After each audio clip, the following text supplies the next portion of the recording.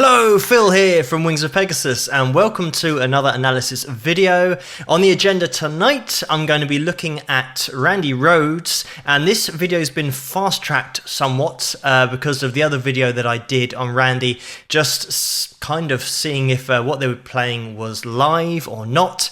And amazingly, Rudy has been in touch, and he's kind of explained it. And if you're looking to kind of get the definitive answer, you might as well take the testimony from a person who was actually there on the night playing bass.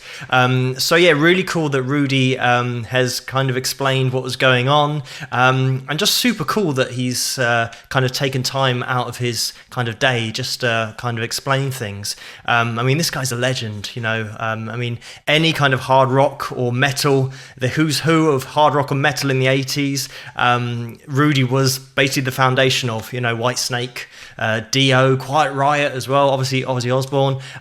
But yeah, I won't list all the bands because I'll be here all night. But yes, Rudy has kindly enough explained things for everybody. So let's get his tweet or his reply on Twitter up on the screen. And it says, obviously the video is off sync with the audio.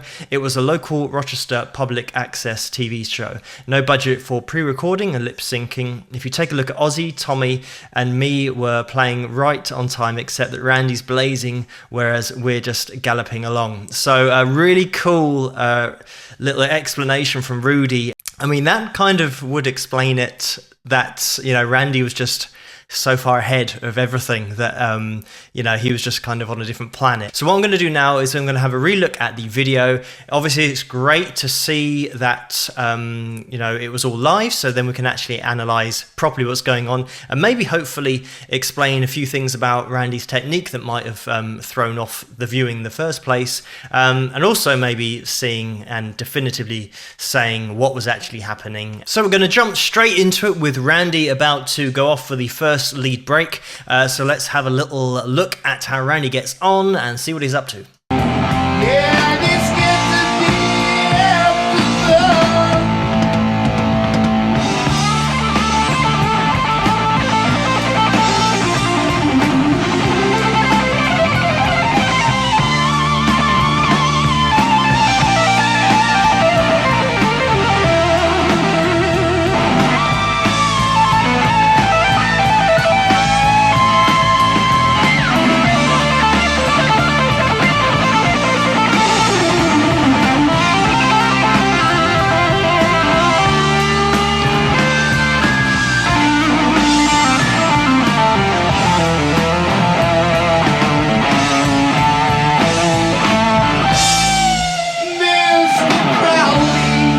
So yeah, the first lead break, I mean, it's really great to kind of see Randy playing, knowing that it's all live, and the fact that actually some people were saying that, oh, it's just, you know, a few takes stuck together, kind of gives you an idea of how good his playing is, that he's almost kind of doing what everyone would expect to be like a super take or composite take. He's kind of just nailing all in one. But kind of technically looking at his playing, obviously really great alternate picking, that synchronization between left hand and right hand, and the fact that he's got so many classical inspired runs, and I know that that's kind of something that he was definitely into, and when he was younger, kind of classically trained, and was really into that way of playing. You know, really great vibrato he had as well. This is one of the things I always say about the top players. He has total control of that vibrato, kind of nice slow wide vibrato, and then slightly faster vibrato to kind of make it a little bit more angsty, a little bit more kind of pressurized, a little bit more motion in there. So yeah, really cool stuff for that first lead break. I'm going to kind of explain the other video that I did as well. A lot of people said that the amps in the background were turned off, and certainly to me it looks like they are turned off, because usually on a Marshall you have a red light where the power amp is, or the power is on when the amp is on. And interestingly, on this picture, as you can see, Randy's lead is coming out of his guitar, going into his effects unit, and it's kind of going round the back of him, and you can't see then where from his effects then where it goes into the amp.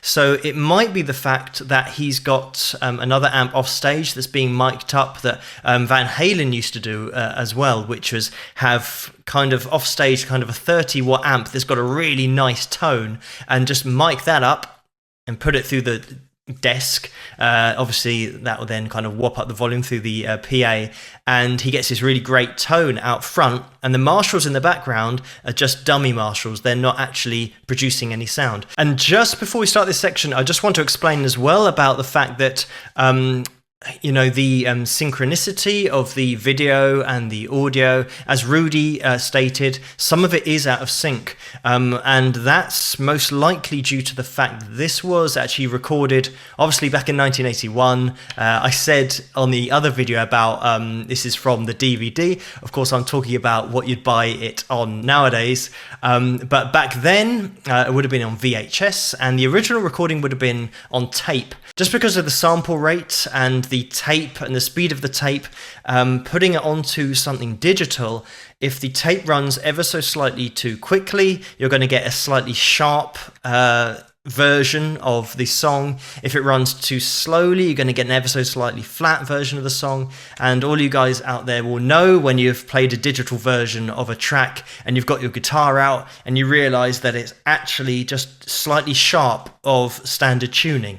And that's kind of the explanation for that. It was just the speed at which it was literally reeled off the tape when they then transferred it into a digital format. So that's one way to explain it, is that they're trying to match that tape to the video, and if it's been transferred at a slightly slower or faster rate, it's always going to be out of sync no matter how much you try. If you've got two speeds, the original video, and then it's being put onto a digital interface at a slower rate, it's always going to be out of sync.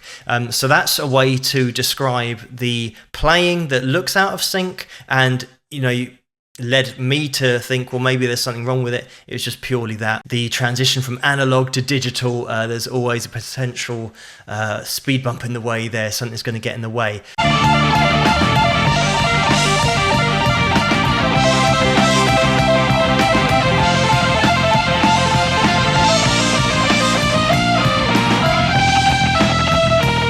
And in that little section, that's a bit that I highlighted before as well, and that's being harmonized with the keys. So the kind of organ is playing exactly the same lines as Randy there. So that's, a lot of people were saying, you know, oh, there's another guitar in there, but no, that's just the organs kind of being played at the same time, just harmonizing with it. So that's all fine as well.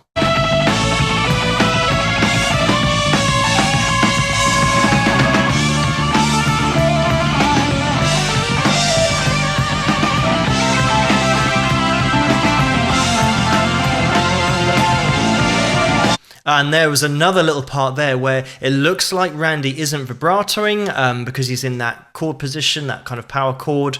But because of his classical way of playing, I think most likely what's going on here is he's vibrating with the third finger or even the little finger on the little stretch there. So it's harder to tell that he's doing that vibrato, but when you're kind of as good as Randy is, throwing it in with different fingers is one of those things, especially, you know, with that classical background. And then he's kind of getting into his stretch that he's going to be playing a really nice legato run up here.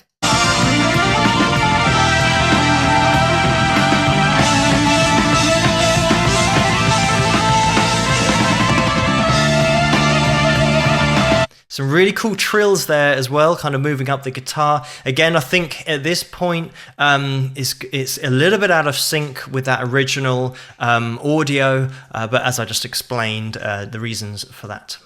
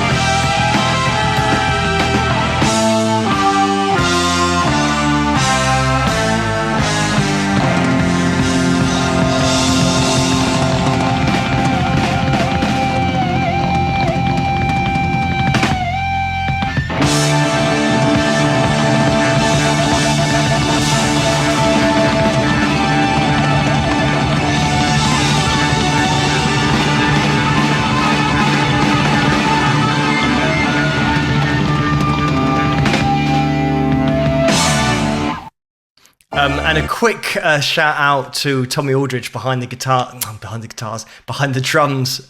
Really awesome playing at the end there. But, you know, Rudy and Tommy, you know, they've got that back line down, you know, they're so solid the whole way through and so tight. So yeah, looking, or at least analysing Randy's playing, what I love about his style is that he's got really great kind of aggressive alternate picking runs that if he wants to play them that he can, but also he's got this real classical legato style with hammer-ons and pull-offs. If you don't know too much about guitar, hammer-ons and pull-offs always give you a less aggressive sound than kind of picking all the notes, alternate picking, and it's kind of called legato. It's like a longer, smoother sound than something that's more staccato, that is shorter and abrupt. But I don't want to get kind of too much into that. The more technical players like Paul Gilbert, you know, Joe Satriani and Steve Vai, you know, all these kind of players, they've got all these kind of techniques, but I think Randy's kind of got everything. He's got the best of all worlds, and his runs there, his legato runs there, really impressive, really cool stuff. And he's also got that ability to pick those aggressive lines as well. And with his classical background, he's going to be coming up with lines that aren't your standard hard rock or metal solo lines. You know, he's got some really interesting stuff going on in there. So yeah, I mean, this is really cool now to be able to see this video, know that it's live, and a big thank you to Rudy for kind of pointing that out and making that clear. But thank you so much, guys, for watching this video and for suggesting this video to me in the first place. If you like this video, please give it a thumbs up and subscribe, and I will see you guys at the next one.